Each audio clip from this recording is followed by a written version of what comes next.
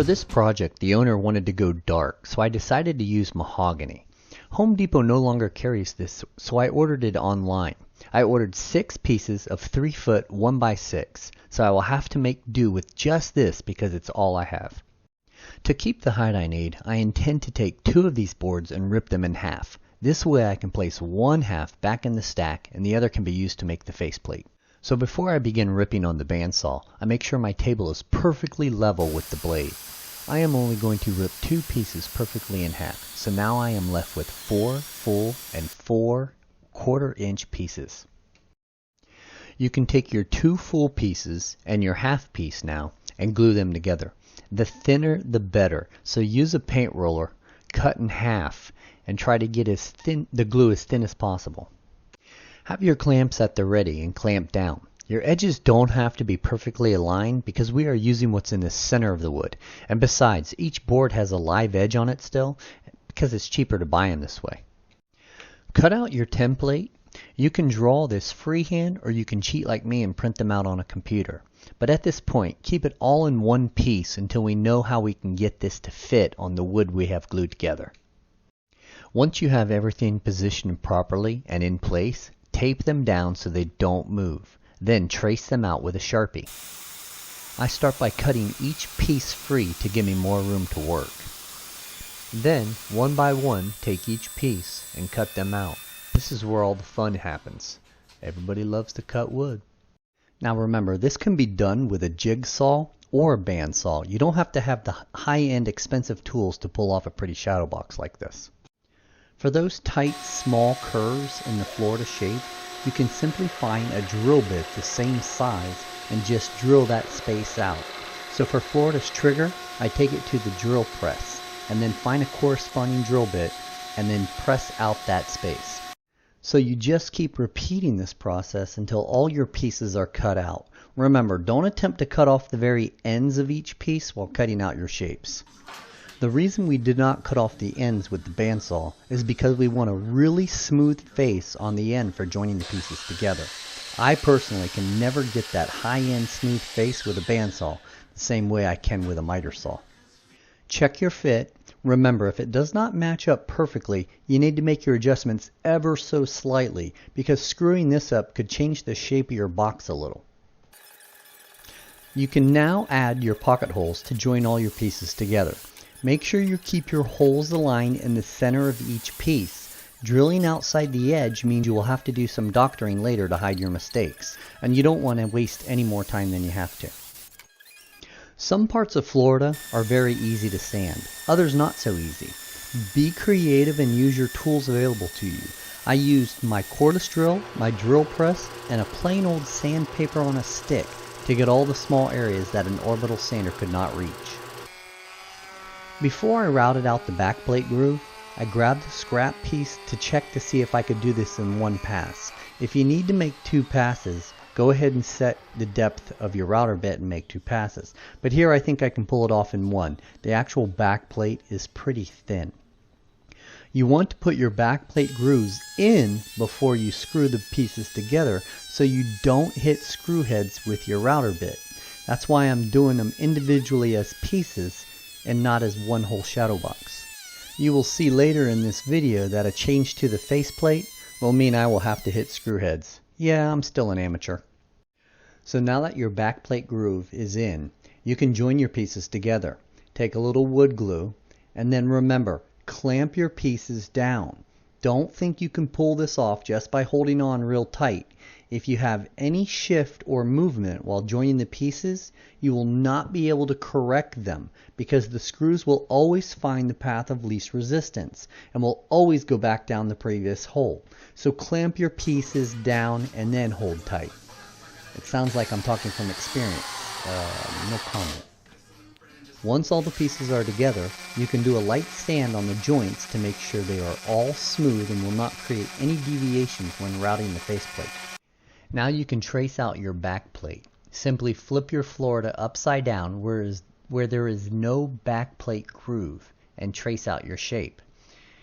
Then measure your routed groove and then add that to the shape you just traced out. I use a cheater's board, which happens to be the same width as the groove, and I just take a pencil and trace along the line as I pull the board along it. Then I simply take a Sharpie and just go over my lines so they're nice and smooth, and then I can see them easier when I'm cutting this on the bandsaw. If you haven't noticed already, I am blind. Now, if you did this correctly, there will be a few places on your box where your plate will not fit. Don't cut your back plate shorter, simply draw a line on the thin curves that extend the backplate groove, and then freehand route these out. This will give you more support for your backplate, and you will probably have to do this for the faceplate as well.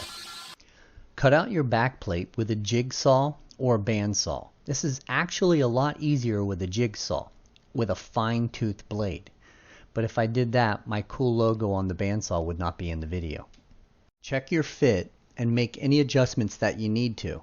And no, I did not pull this off on my first try. I actually had to go back to the bandsaw twice, but I don't need to bore you with my amateur cuts. Now for the faceplate. If you have been following along from the beginning, you know I am now down to my last 2 1/4-inch pieces. This is all the wood I have left in order to pull this off. So I will lay out my Florida on one piece as close to the edge as possible and trace it out. From there I will cut it away so I can use the parts that are not being used. I quickly just cut these free with a jigsaw. The piece you just cut free will not have a straight edge, and you need both sides to be perfectly straight. So this is how I quickly remedy the situation. Take one of your boards, cut away the live edge, and then take the board you just cut and marry the 2 straight edges together. Then at the thinnest part of the board set your blade. Run it through and voila, you have 2 straight edges. Just to double check, set your fence to take off a fraction more of the edge that was up against the other board. This will give you a perfect edge for gluing your pieces together. Now you can cut that piece in half and use it for both top and bottom of your faceplate. Just keep repeating this process until the state is covered. I take the time to glue 2 1/4-inch pieces of foam board together. Yes, you can buy a 1/2-inch piece and skip this step, but if you're a subscriber, you already know, I'm cheap. Take the time to glue your faceplate together. No, this is not a normal way to glue your faceplate together. Maybe I was just bored. But I did entertain myself. With your foam board now dry, you can trace it out. Remember, it does not need to go all the way into the panhandle.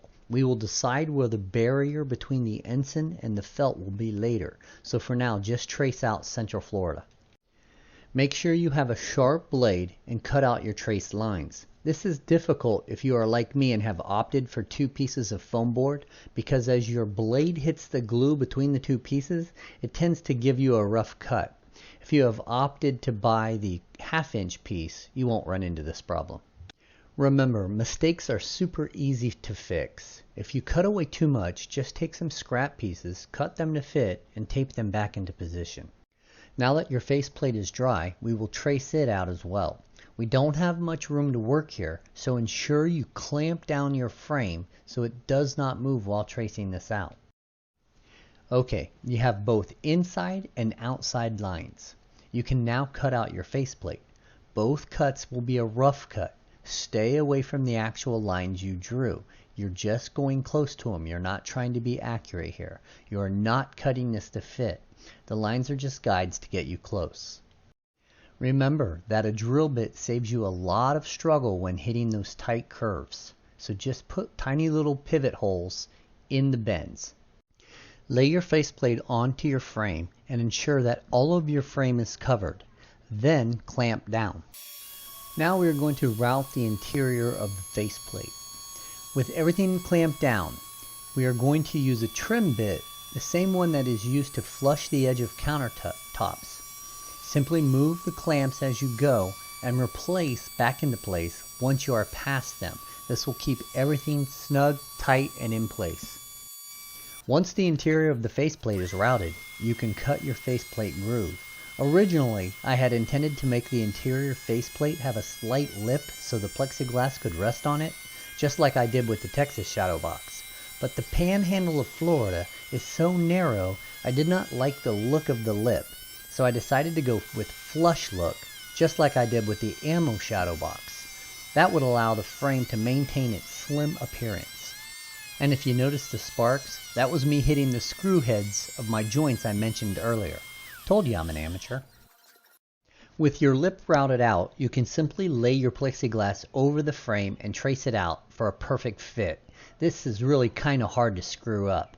You can also see where you need to route a little bit more out of the frame where the lip is thin, but while tracing this out, add your extra space with your pen onto your plexiglass, and we will route out the frame in a bit. If you're going to cut your plexiglass with a jigsaw, ensure you have a small, fine coping blade, and do this on a flat surface. You can lay your plexiglass down on the frame and make your marks using the plexiglass, so you only have to do this one time. Then route out your marks, and your plexiglass should have enough lip to support it completely all the way around the box. Going back to the interior, we need to divide the ensign and the shadows. I will place a small divider right through Lake City, Florida. Ensure your backplate is in position and lay down a piece and make marks on the bottom side. Then cut on the miter saw.